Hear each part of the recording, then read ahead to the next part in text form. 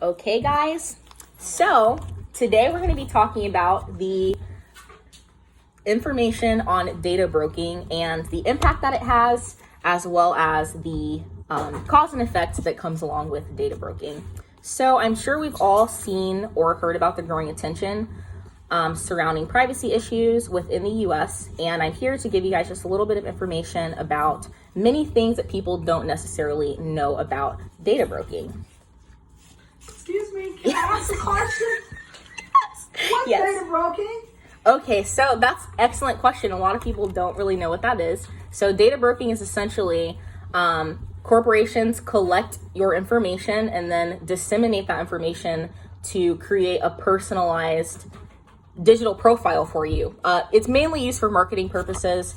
So whenever you search something on Amazon, and let's say you're looking for a pencil or a pen, you can be scrolling on another website later on in the day, and you'll see an advertisement for that same thing that you just searched for on Amazon. So that is what data broking is. Oh, thank you for that. You're welcome. You're welcome. So one of the major impacts that data brokers have had on our society is pretty unprecedented regarding the algorithms that are enabled through the use of your browser. Cookies allow companies to send you extremely personalized advertisements based on your internet search history, your social media habits, and the apps that you download. Any questions? So the cookies is like a spy? In a sense, it's a tracker. So you could look at it as a spy. It tracks all of your internet movement, and it creates a profile for you based on everything that you're doing on the internet. So we kind of just talked about whenever you're searching for something on Amazon and then you get advertisements for a cheaper version of whatever you just looked for. That's pretty much the main use for data broking. It's for marketing and to get people to buy stuff. One more question. Yeah, of course. Will they advertise the cheapest price for me? Can it shop for me? So that is diving into a whole other thing. So depending on your income, the advertisements that are sent to you are not necessarily the cheapest prices. So if you're like Jeff Bezos, they're not sending him the cheapest advertisements because he's the richest person on earth, and that's well known. So it does vary based on your income. That's a very excellent question, actually. So they know how much money I made? Oh yes, they know everything. So we all do consent to a certain loss of privacy because technology is a way of modern life, and you can't really avoid giving up a certain amount of your privacy in order to use the services that they have available to you. It's really difficult for regular people to stay off the radar because all of your digital information is tracked. And some people don't really mind the intrusion, but I have a feeling that's because a lot of people don't really understand how intricate and in-depth the algorithms are that create profiles for you. They can predict your future internet habits and these profiles that are created for us, but most of us have no idea how they're being construed, and they're often sold to other data broker companies such as Facebook and Amazon. Did you have a question?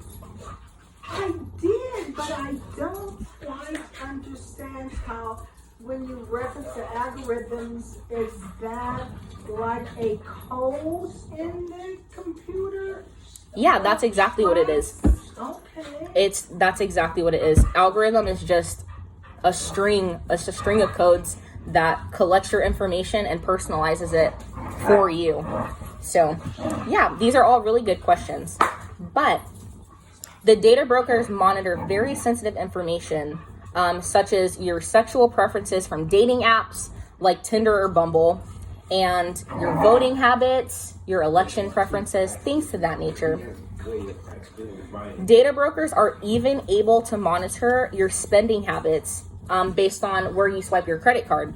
So let's say you swipe your credit card at McDonald's 3 times a week, and you may see a potential increase in your medical insurance as opposed to someone who does not swipe their card at McDonald's every day. And a lot of people might wonder, how do medical insurance companies gain access to this kind of information, like where you're swiping your debit card? And the main reason is really they sell your information. So it makes complete sense because you're an at-risk user. So if you have medical insurance and you swipe your card at McDonald's every day, you have a higher chance of having high cholesterol than somebody that doesn't swipe their card at McDonald's every day. So you could potentially see an increase in your medical insurance because you swipe your card at McDonald's every single day. So that's an interesting way. Of how that potentially works. But yeah, do you guys have any more questions for me? So if you don't eat healthy, they raise your insurance? They can, if your card company disseminates your information to your medical insurance. So your medical company can't sell your data, but they can buy it. So yeah, there's a lot of different. So I have a question. Yeah. How do we know, or how do we find out what areas collect that information? So that's a really good question. I personally don't really know how you're able to access what they're able to access, but I do know that you can collect certain companies. Like if you have an Alexa in your house from Amazon and you call Amazon, they can give you a digital, like a folder of all of the recordings that they have of you, like telling them to turn lights on, like, hey Alexa, turn my lights on. They can send you everything. And there's actually been a lot of cases where people request their information and they'll send the wrong person's information to the person that collected it. So I'm not really sure. That's a good question. I'm not really sure about that particular thing, but there are a lot of different things. There's really no such thing as privacy anymore. And a lot of people, like I said, don't really see it as a problem because you do have to consent to the terms of these sites, meaning that you are literally forced to relinquish your rights and enable the cookies, or you can't use the website. So data broking in itself does make internet browsing a lot more convenient and accessible because it's based all on your habits and your browsing history. So all of your internet patterns are monitored, and it makes like online shopping a lot easier because if they know what you're looking for, they'll send you advertisements for it. So it is really, really useful at times, but the information, like I said, that's collected is not just stored in a random cloud like a lot of people think it is. It is stored and categorized, and it's applied for predictive corporate monitoring, such as your credit card companies to the insurance companies, for instance. And the issue, like I said, with these predictive algorithms is they stop acting as an outlet for just convenient shopping or like internet advertisements, and they become a seasoned archer, and we the users become the targets.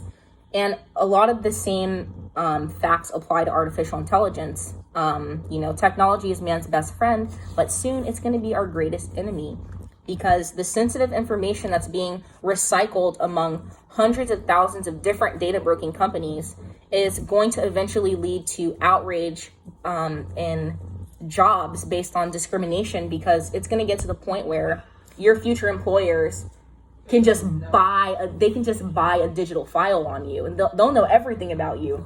So it really is a double-edged sword, to be a sense, because you just don't really think about it. All you see is, oh, I just searched for this on Amazon, and oh, now it's popping up like as an advertisement on my television.